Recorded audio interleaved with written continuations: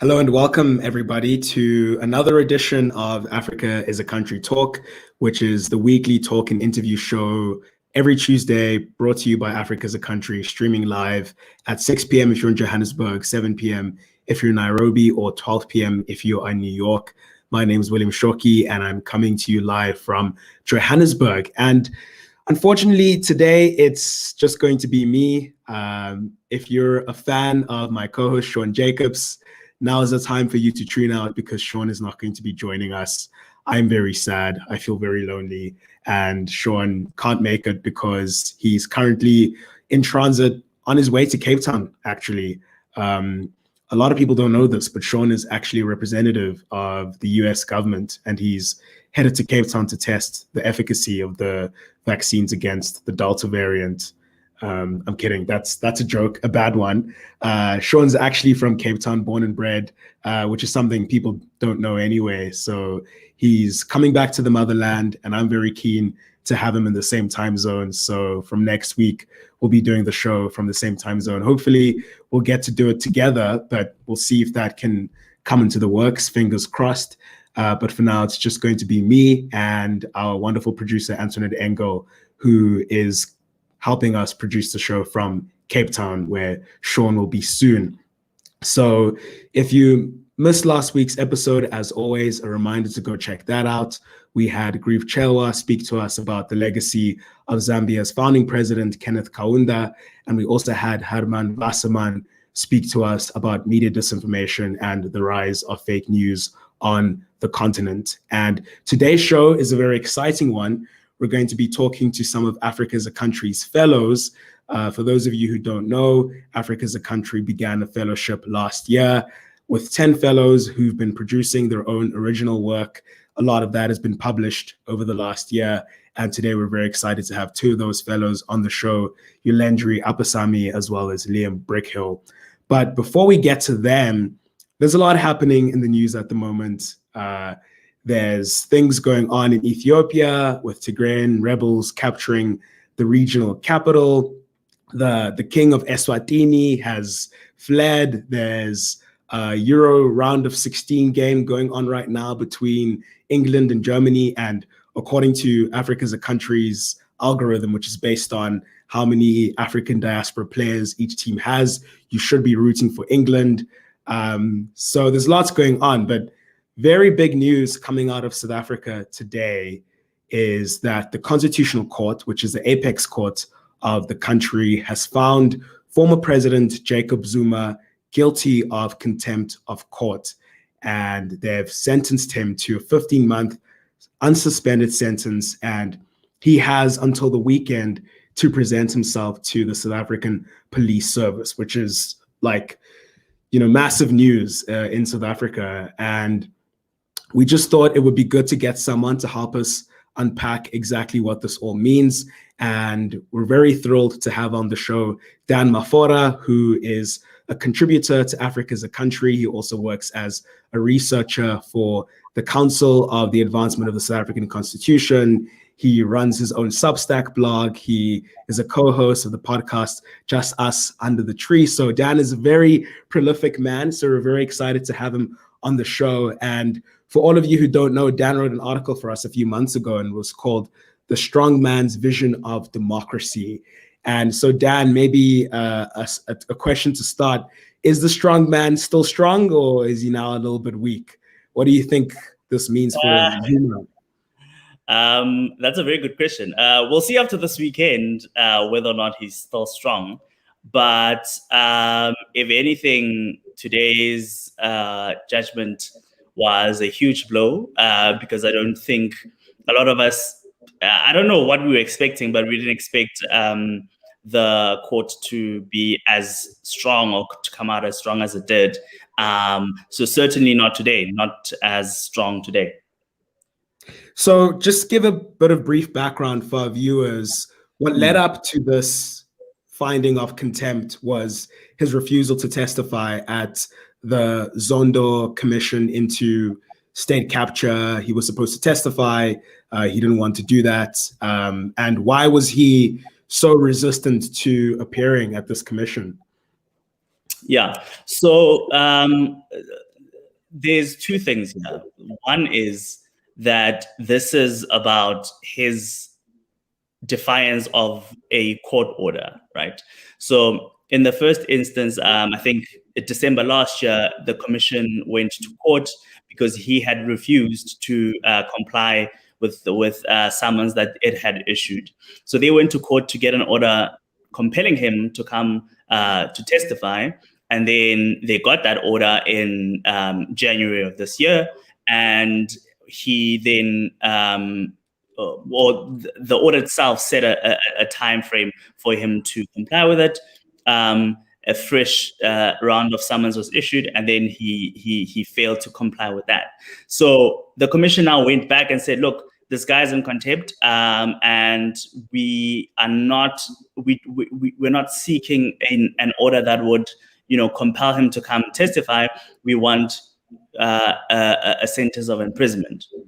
Which is something very unusual, at least for it to come directly to the court, right? So you find contempt applications in lower courts and the high court and stuff. So this was the first time I think the court had to deal with a direct application for an order of contempt. And yeah, they got it today, and the court sentenced him to 15 months in jail, prison, unsuspended. And it's interesting, you mentioned that this is something that is unusual for courts of this level to do. A lot of what explains just how, let's say, I guess, punitive the court was in its finding is that this case was not only about this isolated finding by Zuma, but sort of relates to this long-standing effort he's initiated to try and test just how robust South Africa's judiciary is. He's, as you wrote so eloquently in that article, he's gone to great lengths to question the legitimacy of the judiciary. And so this was as much a fight for the integrity of the judiciary as it was coming to the right conclusion about what should happen following his defiance of this summons. Yeah, so I definitely think it was a rebuke of the kind of attacks that he has leveled on the court and, well, the judiciary in general.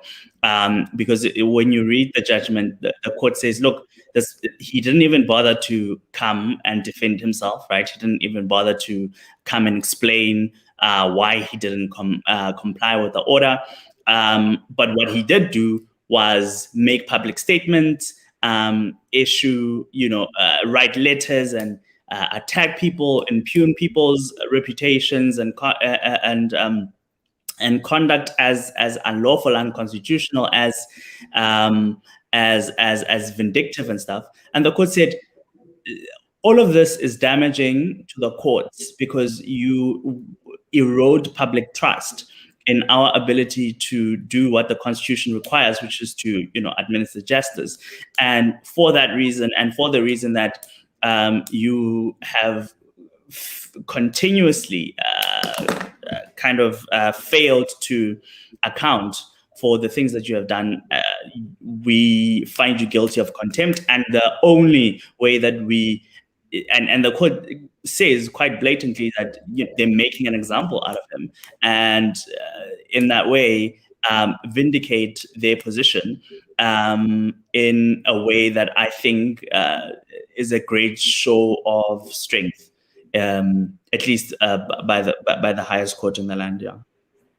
And what does one say to some people who might be worried that on the one hand there is this need for the court to make an example of Zuma to sort of show a clear stand that intimidation, attacks, and threats to the judiciary aren't going to be tolerated, but at the same time, in doing so, somewhat overstepping the function of a court and politicizing the function of a court? Do you think that's something that people could say legitimately, or at this point, was it necessary?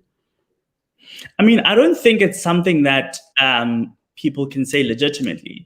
When you look at Zuma's history in the courts, it has evolved, right? So from the time when he was first charged with corruption, and then those charges were dropped, and then the fight about the dropping of those charges, his strategy has evolved every single time. But now that he, is out of political capital, is out in the cold, he has effectively said that he is going to operate outside of the system, right? So his strategy is to attack judges, to attack the courts, and say that they are part of a political conspiracy, blah blah blah blah blah, without any kind of basis, factual or otherwise, for doing so.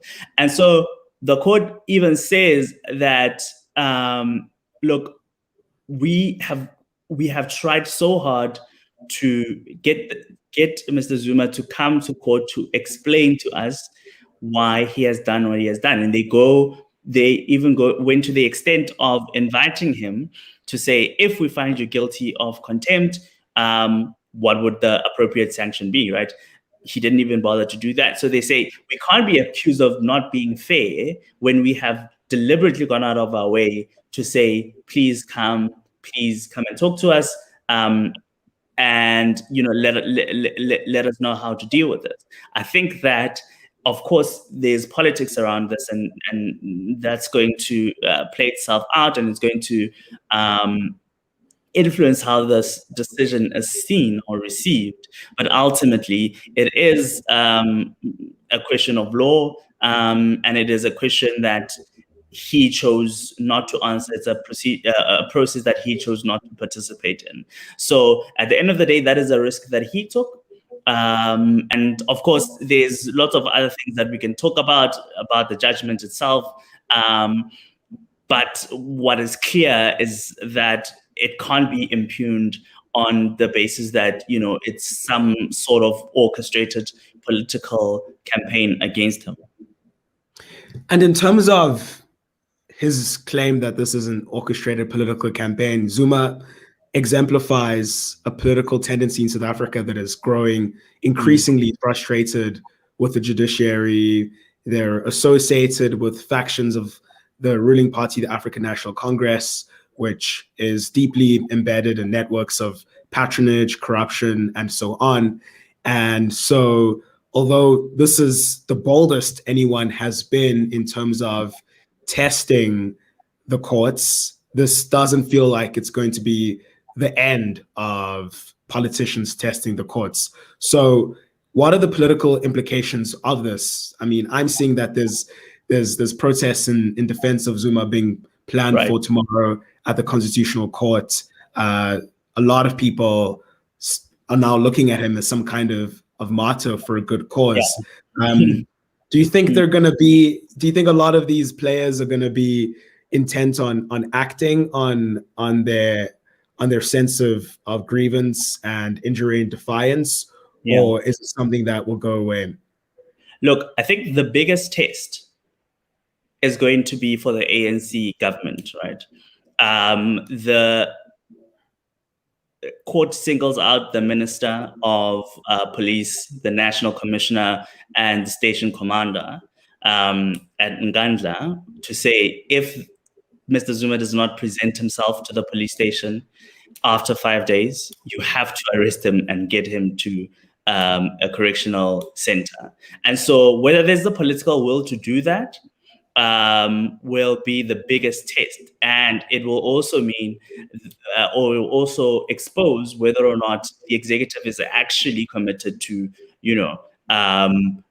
implementing court orders, or whether it's just another platitude that they say. And so that's going to be the immediate challenge, which I think should give Ramaphosa, Bekele, and the others a few sleepless nights in the days ahead. But I mean, it was always going to be a situation where he martyrs himself, right? He becomes the martyr to say, oh no, he's being persecuted, he's being unfairly treated, and that has always been the case, even in the presence of just like an exhaustive list of just like chances at, court processes, at like getting off on charges, not answering, just evading any kind of accountability. But that's just the kind of charismatic leader that he is, that nothing that's empirical in any kind of way will be able to sway the views of his supporters. And so that for me isn't much of a challenge, because they could protest, they could have rallies and all these things. That's not going to change the judgment. But what is left now is for the implementation of the order and the consequences that flow from that. So at worst, what we're looking at is probably a decisive split in the ANC over how it's handled. But beyond that, I think any other apprehension about the strength of the court or the judiciary as a whole it would be overstated at this point. Last question: do you think Zuma is going to hand himself over at the weekend, or is he gonna? Yeah, this weekend is going to be very interesting. What I don't think he will, but he has said he would rather go to jail than cooperate with the State Capture Commission. He's got his wish now. I don't expect him to live up to his word, but you never know. It might actually just make him more of a martyr if he, just pitches up and says, I'm here to accept my punishment and I'm ready to start serving my sentence. But I do think there will be a bit of tension this weekend.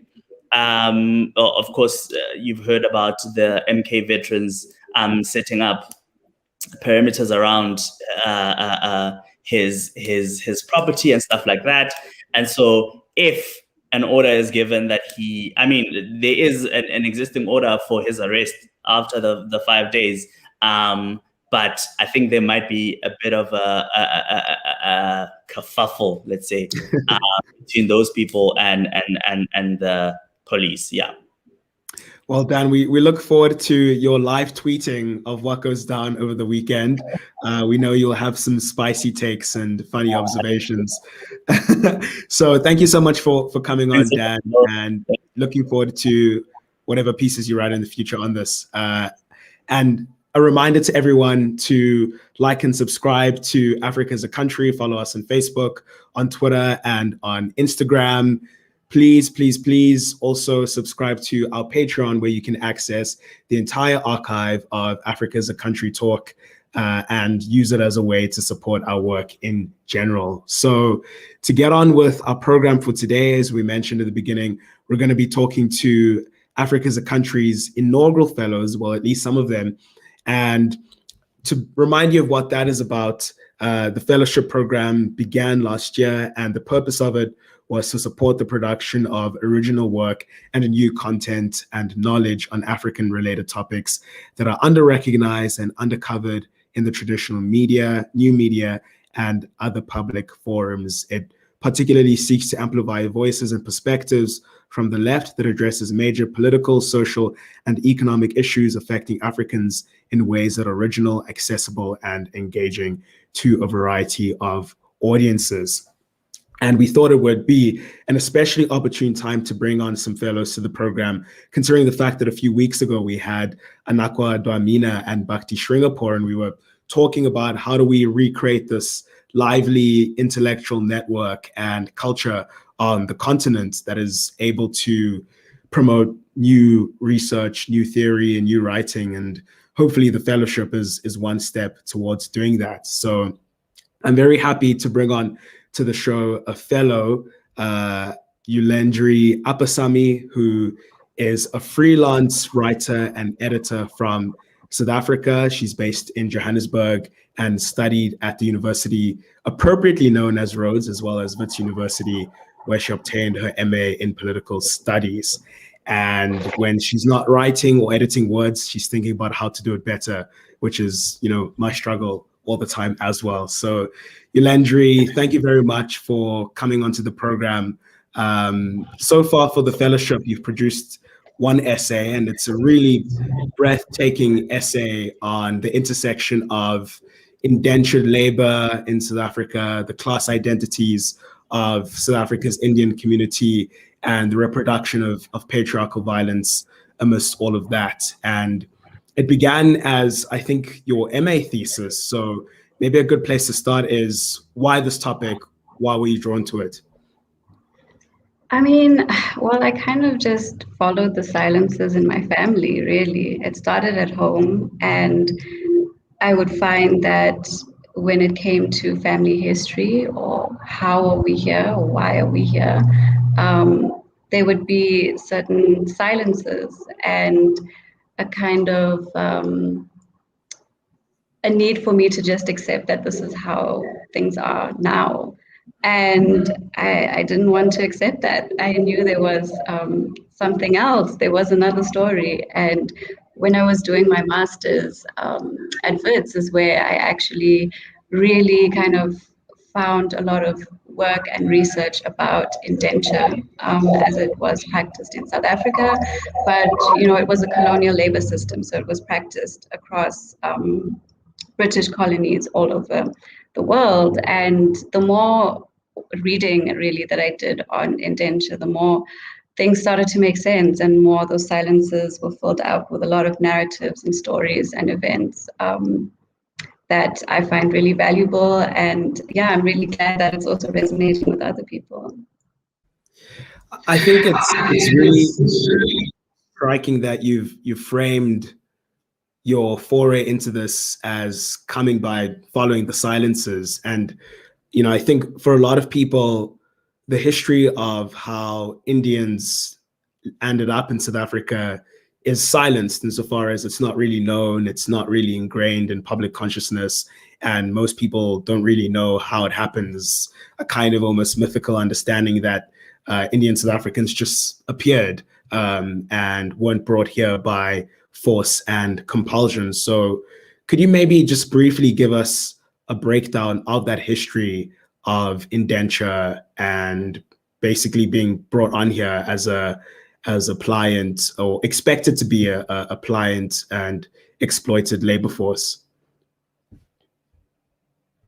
Okay. Yeah. So the system of indenture was instituted by Britain to replace the transatlantic slave trade. And so it was seen to be a more humane way to get cheap labor to work in plantations. So sugar plantations, dairy farms, on railways, indigo farming. There was like a whole host of kind of agricultural and industrial pursuits that indentured laborers worked on. And so in South Africa, the first indentured laborers arrived in 1860 at Port Natal, although that wasn't the first arrival of people from South Asia to Africa. I mean, the first kind of migration happened during the times of slavery happening in Cape Town, in the Western Cape. And so indenture was a kind of second and bigger wave of people from South Asia coming to South Africa. And it was meant to be a more humane labor system, but that obviously wasn't the case. And, you know, rates of suicide were extremely high amongst the indentured population, and there were extreme kind of gender imbalances in terms of who was boarding the ships and also who survived the crossing from India. So all of those things kind of led to a system where this new kind of racial category was created in South Africa of, if you're not black or white or colored, now you're Asian. So there were the indentured laborers, and that migration led to that. And that also led to a whole bunch of, you know, other things that apartheid kind of built on. But yeah, that's kind of the long and short of indenture. And you mentioned those gender imbalances in the article. You speak about a woman who you encountered in your temple and traced the history of those gender imbalances across different generations of Indian women in South Africa. How were those gender imbalances sort of reproduced by the colonial administration, and how do those, because I mean, what you mentioned in your essay, which I thought was really interesting, was that when waves of indentured laborers were brought onto the continent, one of the tactics that the colonial administration deployed was ensuring that they had no relations of kinship or community coming with them, so that they could be completely uprooted and could be weak insofar as lacking adequate networks of support. So do you think that was a mechanism through which the gender imbalance was strengthened, and what were other mechanisms that the colonial administration deployed to try and maintain it?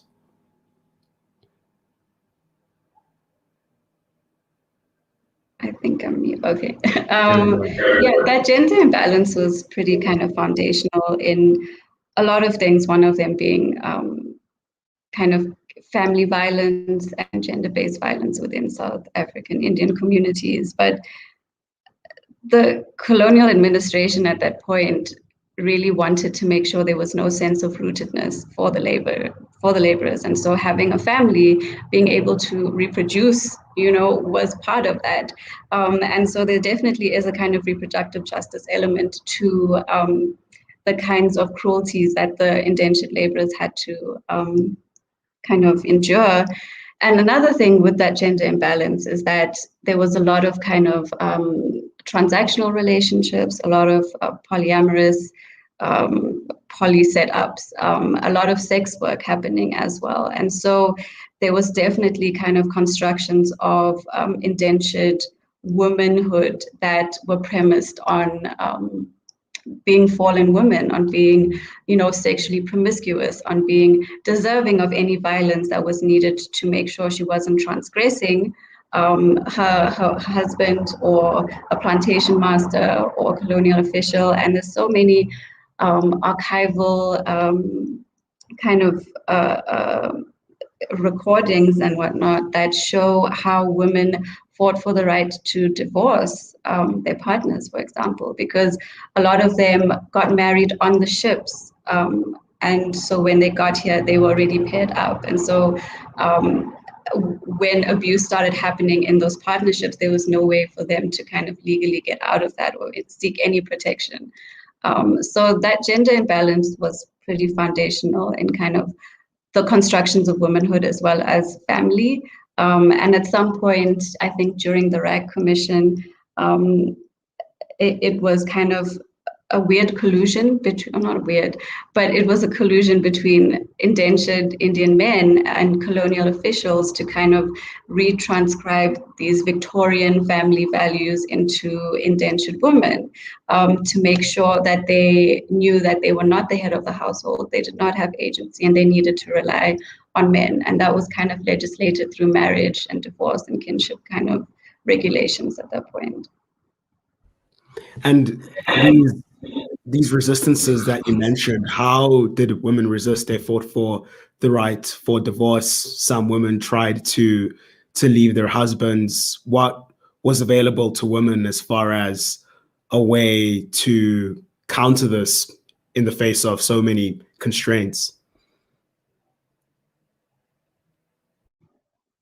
Yeah, so there were quite a few ways. Again, you have to kind of read the silences and read kind of broader than South Africa in a sense, because I think there's a lot more documentation of the indentured experience from the Caribbean, from Fiji.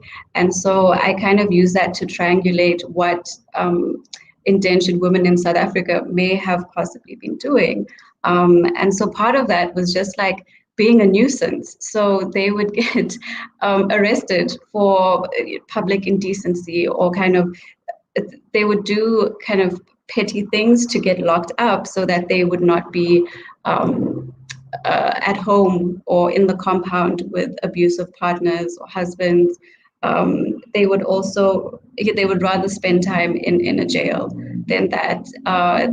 Petitioning for divorce, protesting, and the person I mentioned in the story when I was interviewing her for my MA, she mentioned the notion of self-made care because she had never accessed any social welfare or any therapy or any kind of mental health professional for the abusive marriage that she was in. And she referred to what she had done to protect herself and her children. She relied on herself. It was self-made care. And I think that is a huge part of the ways in which descendants of indenture also make do with instances of abuse and instances of violence. Yeah, because I mean, speaking of descendants, it goes without saying that South Africa's patriarchal problem is a massive one. We have the highest rate of gender-based violence in the world, and you quote Pumla Dineo-Xolo, who's an eminent scholar on all of this, and she speaks about how the silences are integral to maintaining rape culture in the country, because the instances of gender-based violence are still treated with shame and fear and embarrassment, and people tend to react with shock and outrage at hearing of one, rather than the more sort of grim reality that this is something that we have normalized because it's so dominant in our lives. So when thinking about the strategy of resilience that you've just described, which is one primarily of self-reliance, do you think that's something that's carried through till today? And is the community getting closer to at least breaking the silences, or are the silences being broken in ways perhaps which are not so obvious? Well, I think there's many ways, there's many orientations to that. And I'm definitely not a spokesperson for the community in any way, but I think that just looking at the response to the work I've been writing about gender-based violence, sexual violence, abuse within South African Indian communities, there is such a large space and group of people who are genuinely working on dismantling things, on providing support, on, speaking at temple gatherings, on working at domestic violence, phone lines and at shelters. So I don't think that self-made kind of care or self-reliance is the only mode anymore, but it definitely is, I don't want to say inherent, but it's definitely part of that story of indentureship. I mean, self-reliance was a huge part of that experience in and of itself, beyond healing or recovering from gender-based violence. So yeah, I think there's a lot of different ways in which people are trying to creatively and imaginatively work through this. Some of it is through the state, but a lot of it is also private. Like it's just individuals and communities who want to do something different. And yeah, it's important to say that, what you describe in your essay is not just particular to the Indian community. I think it's characteristic of pretty much every community in South Africa, that there's that culture of shame and silence and suppressing any talk and discussion of gender-based violence. And I mean, I wonder if in a country like this one, do you notice, I mean, I certainly notice one, but a kind of generational clash between the sort of older tradition or older strategy of resistance, I guess, which kind of emphasizes endurance and developing the capacity as a woman to be strong, I suppose, and those kinds of narratives around strength and resilience and so on, and younger generations which are calling it out, which are saying, well, these things shouldn't be tolerated. These things should be broken open and spoken about without fear. And in your experience, especially the woman that we've been talking about, when you interviewed her, did some of that kind of generational tension appear, or not so much? Yeah, so I mean, my research was really with temple aunties. So these were women who were 50, 60 plus.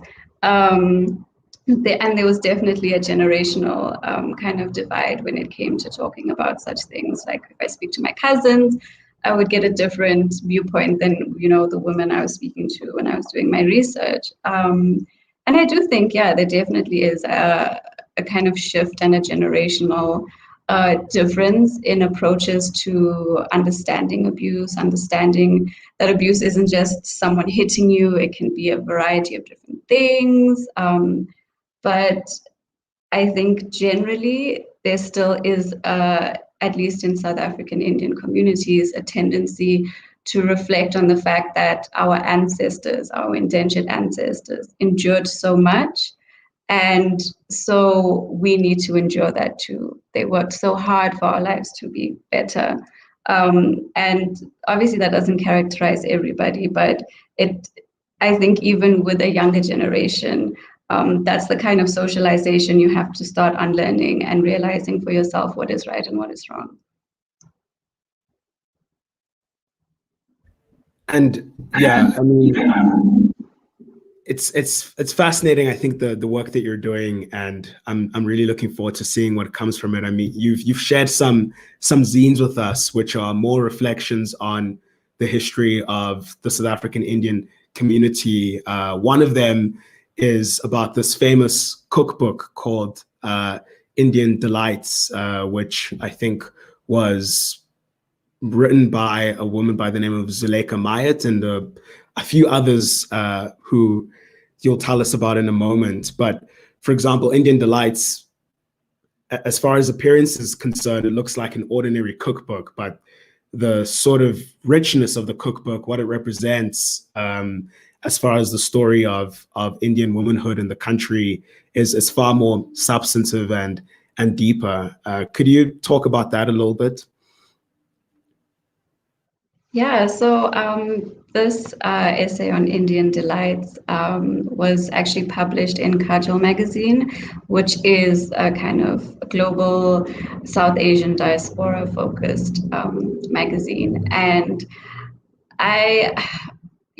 in nearly every single South African Indian household I've been into, there is a tatty, oil splattered copy of Indian Delights. And I'm just so fascinated that we all share this cultural product in some way. And also how when other people would think of South African Indians, one of the first things, even in a Google search, is Durban curry. And so there is this weird kind of interplay of what cuisine and food also has to represent about a culture and identity.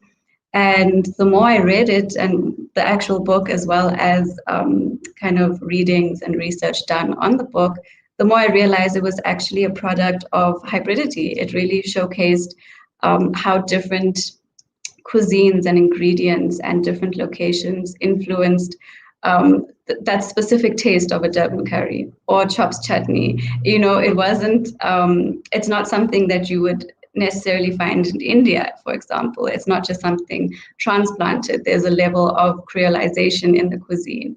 And so my piece was really about looking at that and understanding how that also reflected the kind of 60s apartheid Indian woman and how she was locating herself in all of this. And it was through the kitchen and it was through domestic spaces.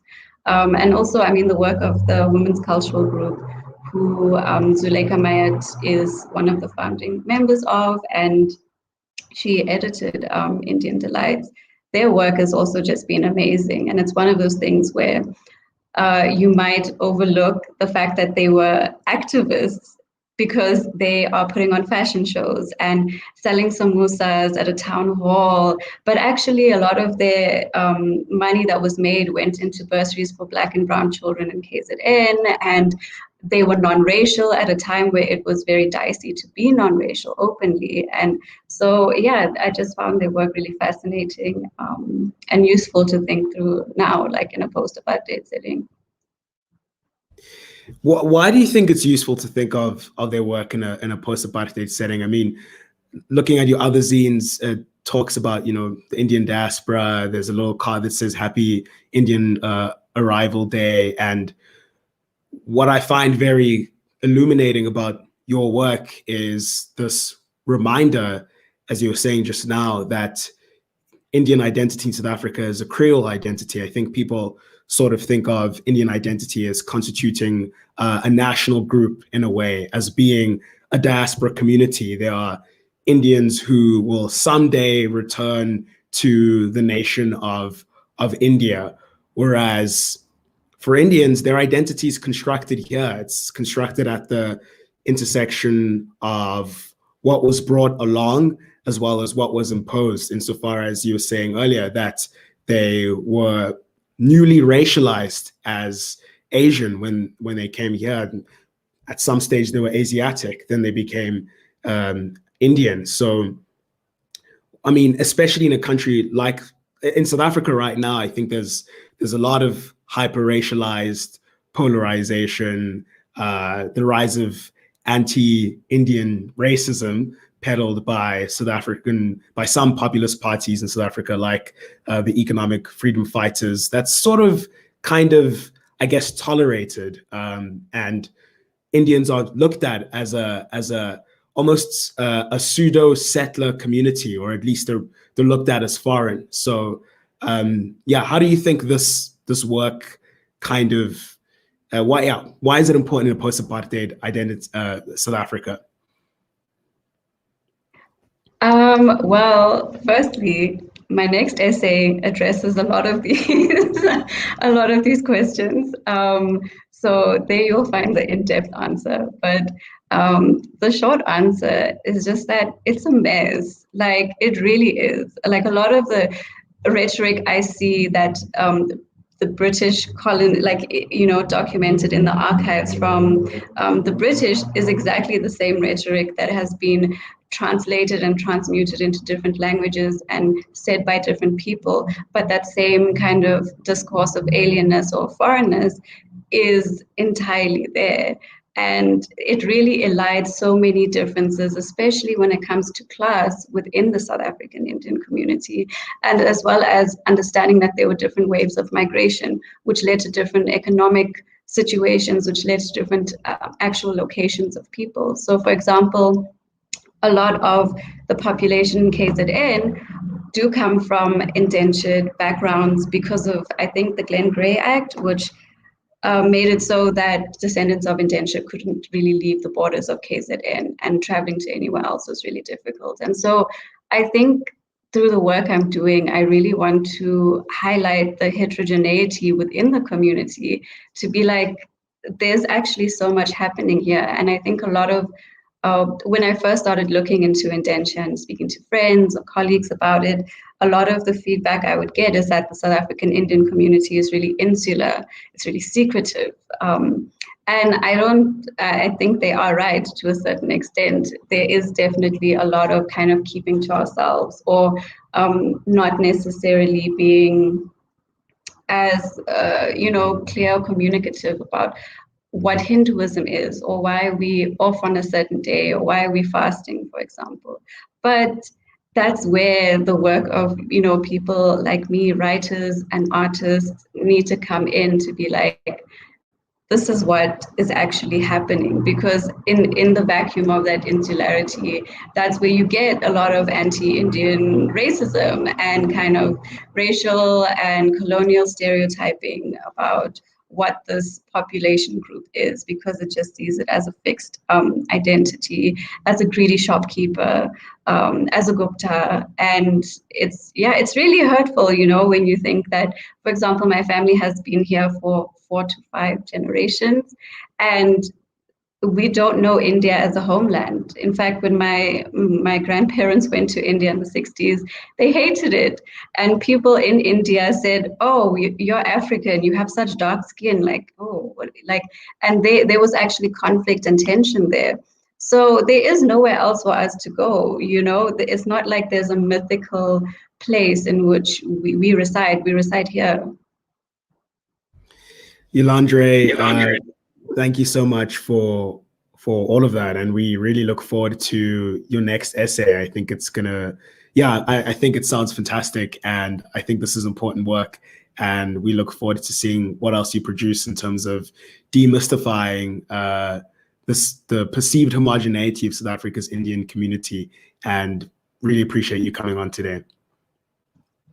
Thank you. Thank you so much to Youlendree, and as always, do check out her work, which is on the site, and as well as the work produced by all of the other fellows. And we're going to be talking to another fellow right now, Liam Brickhill, who is a Zimbabwean born and based writer and sports journalist, as well as filmmaker. I believe Liam has currently recently made an experimental film. So, I mean, Liam, thank you so much for coming onto the program to talk about your work. And I guess one place that seems natural to start is, we were just talking to Youlendree about South African Indian identity. And it's interesting now talking to you because you are a white Zimbabwean. And I can imagine that is a very complex identity to navigate. And how do you navigate that identity? If I could start with a very kind of broad but personal question. No, that's a great place to start. Yeah, good question. It's a tricky one, and there I guess I have to go back to my childhood, and go back to the beginning and tell you that my family and myself. Where to start? Sorry for putting you in this position. No. What I really want to say is, even as a white Zimbabwean, I'm not your normal white Zimbabwean, if I can put it that way. So my approach to identity and whiteness in Zimbabwe is informed by that. My family on my dad's side and my mom's side came from kind of progressive backgrounds. My mom's parents were trade unionists in South Africa. My mom was, arrested and had to leave the country in the 70s. And on my dad's side, my father and my uncle both joined the liberation struggle in Rhodesia and fought for Zipra. So this is the household I was born into. And yeah, so that's my milieu. So as a kid, I didn't know there was anything strange about the way I was brought up, but I wasn't brought up necessarily in the white community, to put it that way. I was just brought up among people many of whom didn't look like me. And it's only as I've gotten older and once I kind of left junior school, went to high school, and started to realize a bit more of Zimbabwe's history, a bit more of my country's history, that I realized I had been raised in a way that not many white people in Zimbabwe were raised. So that's kind of my ground, my approach to my identity in Zimbabwe, and in terms of like the wider white community, that I guess that kind of locates me as a bit of an outsider. But that's not to say, I mean, that's not necessarily the worst position to be in when thinking about things like this, or thinking about something like cricket, which was so integral to the production of white identity in Rhodesia, sports in general, not just cricket. Yeah, I hope that answers some of your questions. No, that's a great answer. And Okay. it brings us to the topic of specialty that brings you here, which is about sport and cricket in Zimbabwe. It's interesting you speak of cricket as being crucial to the reproduction of whiteness in Zimbabwe. In many ways, that's the case here in South Africa, especially the more traditional, I guess, English sports, cricket being one, rugby being the other. How did you get drawn not just into cricket, but into Trevor Madondo, who is a Black cricketer? You wrote the superb essay for Africa as a Country, The Life and Times of Trevor Madondo. What was it about his story that enticed you? Well, perhaps if I can start by telling you how I got into cricket itself. For that as well, I must thank my parents and especially my father, who introduced me to the game. And further to that, really sparked my own education in what cricket could be. One of the first cricket books my parents ever got me was C.L.R. James' Beyond the Boundary. So that was and remains my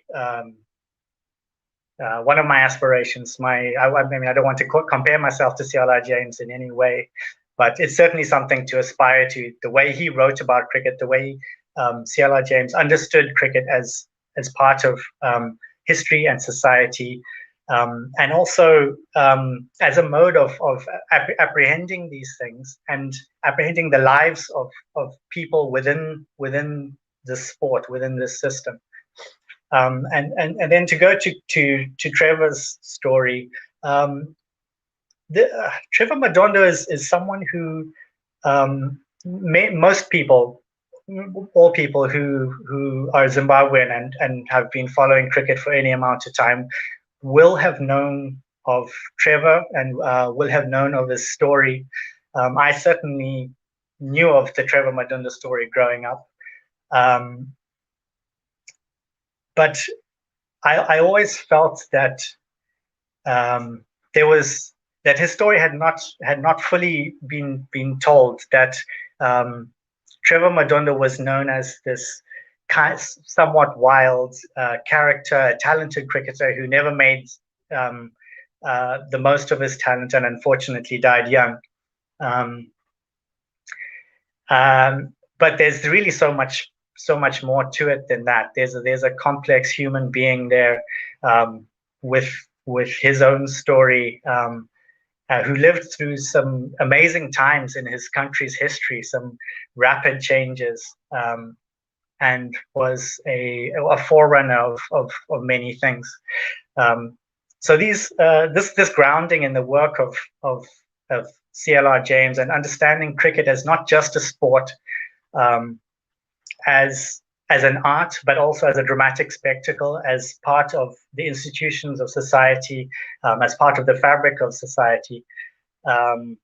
All these things kind of come together in Trevor's story. One of my main goals in writing that story was to really allow that complexity to shine through, to not make Trevor an example of something, or to allow him to his story to speak for itself, the good, the bad, the complicated, the successes, the challenges, and as part of telling that story, to be able to tell a story about my country, and Trevor's country, and the times that he lived in, and what he achieved outside of cricket. Yeah, there's so much to unpack there. I always kick myself that I haven't read C.L.R. James's book. It's never too late. It's never too late indeed. I mean, a friend recommended it to me recently as a way to try and seduce me into loving the sport. I have a long-standing gripe against cricket purely because when I began high school, I moved from a primary school where football was dominant sport, went to a high school where cricket and rugby were dominant sports, and just felt like I had to resist being assimilated into that culture. But I suppose what you said there about using Madondo story and cricket to tell the story of Zimbabwe, what does cricket mean in Zimbabwe? We've already answered some of that in terms of how it's a way of reproducing whiteness. But what else does it mean in Zimbabwe? At least in South Africa, sport is supposed to, as everywhere, sport is this great unifier. And when this nation was in its birth pangs, before it was in its birth pangs, when it was a different nation and altogether, what did cricket mean, and how can we understand Zimbabwe through cricket? Well, I guess the Zimbabwean cricket story, part of it is where we have come from in the past, and it's important to acknowledge that and to understand the past. But at the same time, the past is fixed, but the present and the future are in our hands. So that's really what interests me. Cricket obviously has a long history in Zimbabwe and in Rhodesia. That's not so much what interests me. What interests me is what cricket is doing now in that society, and where cricket now is in Zimbabwe. We mentioned earlier sport and cricket in Zimbabwe as a way of reproducing forms of identity and white identity, and even that white identity doesn't mean the same thing now as it did 40 years ago, 20 years ago. So when we talk of cricket in Zimbabwe, and you mentioned South Africa as well, I think I'm not sure if this is controversial to say so, but I think in many ways Zimbabwean cricket is ahead of South African cricket in terms of the way that the game has developed and become a national sport and a sport for everyone. These changes are coming to South Africa, but even within the South African team, you might have players of different colors coming into the team now, but overwhelmingly the South African squad comes from elite schools in South Africa. In Zimbabwe, that's not the case. Sure, those schools also exist in Zimbabwe, but cricket has moved out of those boundaries there.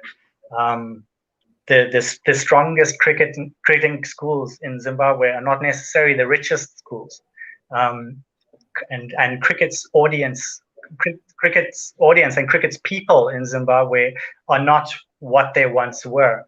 I've been going to Harare Sports Club now to watch cricket for almost 30 years, and it's throughout that time period, cricket has changed. It has been adapted. It has been contested. It has been appropriated in a good way into something quite different.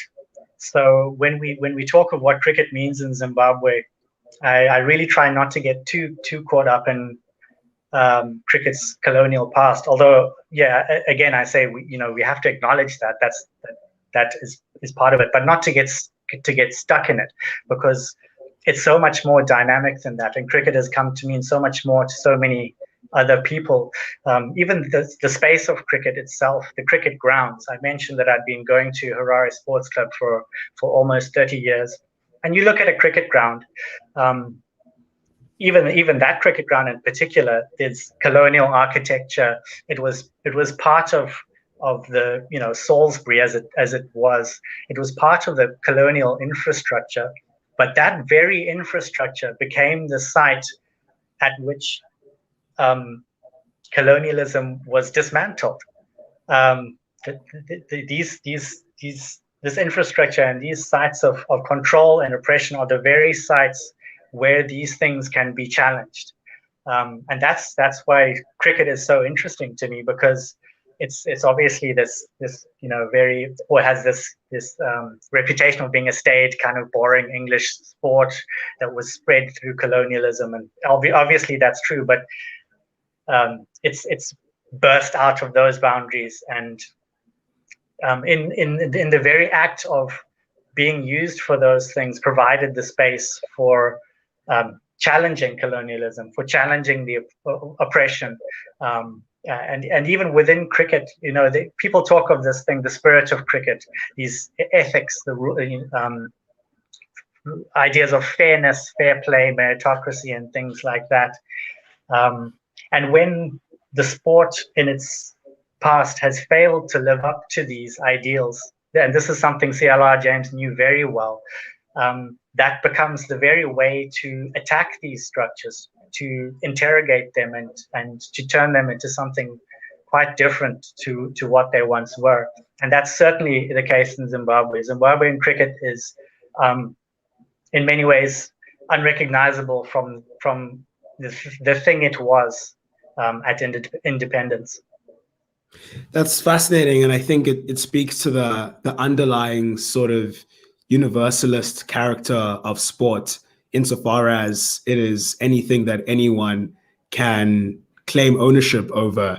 And in many ways, the story of Trevor Madondo that you told was of this young lad who felt he had ownership of this game, insofar as he didn't need to fulfill any expectation that anyone had of him, how he ought to play the game, how he ought to have his career unfold. He was going to do it at his own way, at his own pace, for better or worse. You're very clear to mention that part of the bad that happens in his life is out of his own agency, but the important part of that is that he has agency to live out his career in the way that he wants to, and is responsible for both the good and the bad. And in many ways, that is the way in which, through his individual life, he does a lot to undo the colonial kind of baggage of a game like cricket.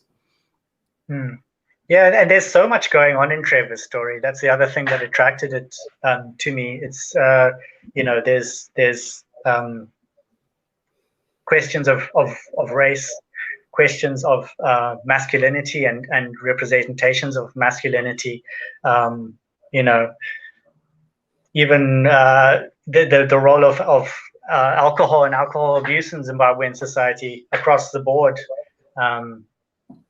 And yeah, as you mentioned, Trevor's story is, he did it his own way. And it's a beautiful story, but also quite a tragic story in many ways. And that, for me, makes it all the more a Zimbabwean story, a uniquely Zimbabwean story, and one that definitely needed to be told. And since Trevor's time, you conclude by mentioning all of these stars that sort of rise up, and it seems like Zimbabwean cricket, before and during Trevor's time, still had transformation issues. There were racial tensions during the period of sweeping change that Robert Mugabe brought to the country in the early 2000s. And you could still feel that this was very much a sport that was in formation and trying to navigate a lot of these political issues. And then after Trevor's time, certainly there's this flood of new Black talent that emerges. And since then, you've mentioned the sport is unrecognizable from 30 years ago, but what are the things that you think are continuous that still need to change? You've written as well about how the sport itself needs to change, how it operates, give more power to players to decide their trade and their fate. So what still needs to change, and what are the things that you think led to the sport changing for the better in Zimbabwe in a way, for example, that it hasn't in South Africa? Gosh, that's a good question. I think that one of the ways in which Zimbabwean cricket has achieved total transformation, in the sense that no one questions the merits of any player on the current team. Players are picked absolutely by merit, and the team is overwhelmingly a black team, and as it should be. This is, Zimbabwe is a overwhelmingly majority black country. So I think that's a big success. That wasn't achieved easily. It's not to say that there weren't hurdles to get to that place. The problem now that I think Zimbabwe is facing is not so much one of the issues of transformation, but of the team's place within. This speaks to sport more generally, and especially the teams that are not that wealthy. Cricket's place in a global neoliberal order. Cricket has, I talk about Zimbabwean cricket being unrecognizable. Cricket in itself is unrecognizable from what it was even 15 years ago. It's been completely commercialized, commodified.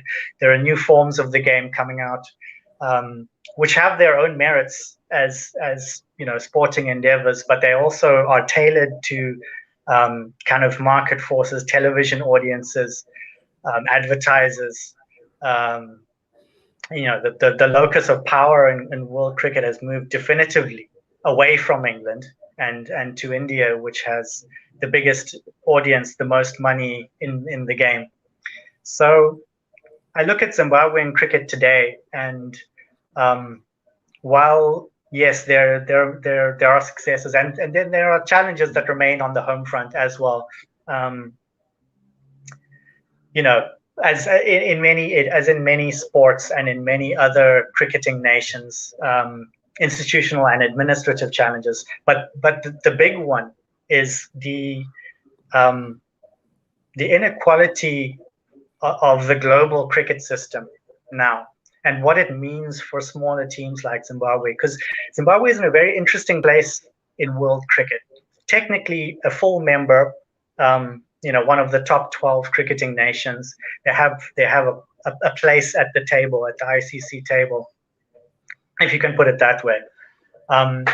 But in terms of their finances and infrastructure are much closer to what cricket is, what is called the associate nations in cricket, i.e. the smaller cricketing countries, not your England, Australia, your India, more like teams like Netherlands, Scotland, Kenya, Namibia, Uganda. And what you find in cricket these days is a concentration of wealth, and the abrogation of duty towards player welfare, and equity and fairness within the game. Cricket has become a completely a slave to the market, if I can put it that way. It's been completely commodified. So that is, for me, the biggest challenge that Zimbabwe and teams like Zimbabwe are currently facing. How to navigate these things, and how to look after their players. Zimbabwe is also, now this is one of the challenges on the home front, one of the few countries that doesn't have a players union, which is obviously not ideal, because unions look after player welfare. They give players a voice and a power. A couple of years ago, the chairman of the ZC board was asked why there wasn't a players union, and his response, I think, was quite telling. And he said, "Well, we don't mind the idea of a players union, but we don't want it to be a political entity," which made me smile, because as I understand unions, that's essentially what a union is a political identity that represents the rights of the players and champions player power or worker power. If you can think of the players as workers, they're ununionized workers. So yeah, these are some of the issues that remain. But in terms of the transformation of the game, Zimbabwe is in a good place. I don't think any Zimbabwean fan would tell you that there is any sort of issues with regards to integration. Just recently we saw in the Pakistan Super League, one of the best players in that league is a young Zimbabwean, a young fast bowler called Blessing Muzarabani, a youngster who's come from desperately poor circumstances, even in the context of Zimbabwe. But he is able to access the structures and become part of the game and build his career. There's nothing to stop. It's not an economic issue, And I mean, maybe I'll ask this as a final question. What you've identified, as you said correctly, is a trend that is increasingly being noticed across all sports. This further neoliberalizing of the game and tailoring sports towards markets and capital interests. But some people make the argument at the other end, which is to say, well, cricket is this game that, well, let's be honest, it's extremely boring. Nobody has the time to camp out in a chair for days on end watching the grind of Test cricket. And it's great if it's shortened for restrictions to 20 overs. And it's great that these players can have these opportunities to play in these for these clubs in India and these clubs in Pakistan. And it's great for their own career advancement.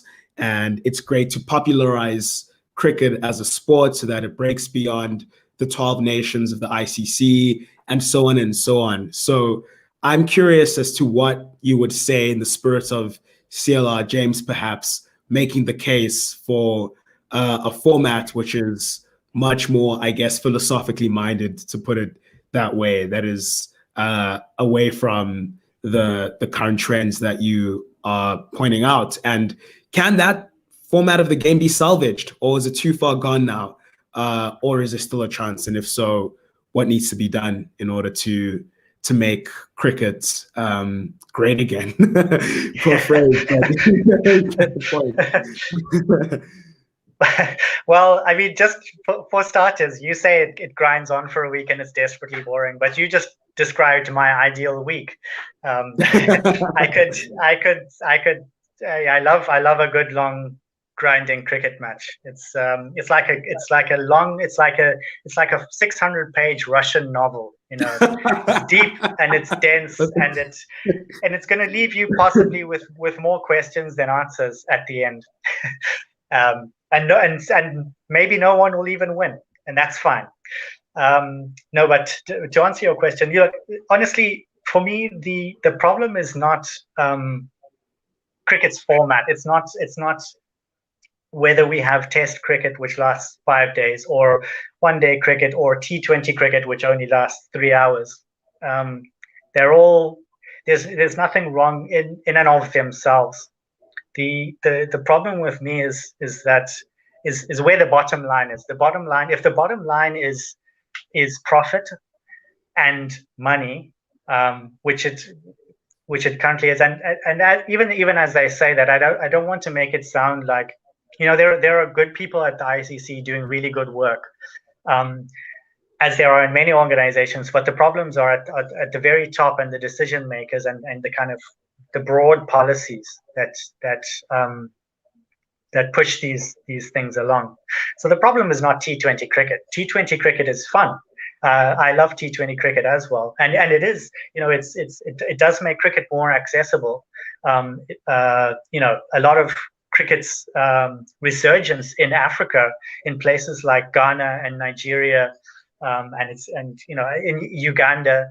And Kenya has been down to these new cricket formats, which make it slightly more cost effective, and which do broaden the game. That's a great thing. And it's to be celebrated.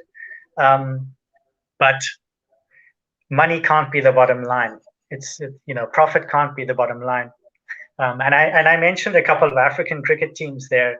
And honestly, I think that African cricket outside of Zimbabwe and outside of South Africa is providing a model for the rest of the world.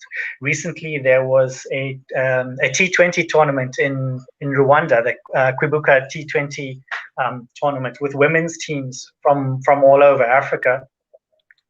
And it staged at one of the most beautiful cricket grounds in the world. Rwanda has really some great facilities. But this tournament was streamed on YouTube, and fans from around the world could watch the game if they want to. But most importantly, people in Africa could watch the game and watch teams from their home countries coming together just to play the sport. And it's those players.